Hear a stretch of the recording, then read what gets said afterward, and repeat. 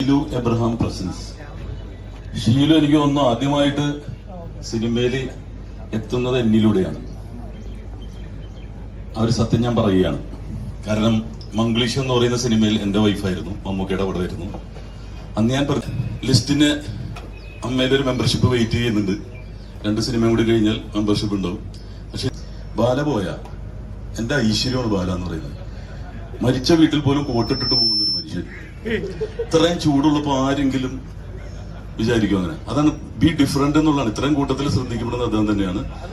Abraham sir എനിക്ക് ഇതിനു മുമ്പുള്ള പടത്തിൽ നല്ല കാശ് തന്നിട്ടുണ്ട്. ഇതിൽ തരുമെന്ന് പ്രതീക്ഷിക്കുന്നു. ഇന്നിവിടെ ഞാൻ ഏറ്റവും സന്തോഷിക്കുന്ന റഹ്മാൻ സാറിന്റെ സാന്നിധ്യമാണ്. കാരണം ഞാൻ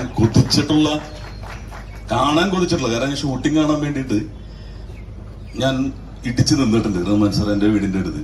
അദ്ദേഹത്തിനോടൊപ്പം ഒരു തമിഴ് സിനിമയിൽ അഭിനയിക്കും.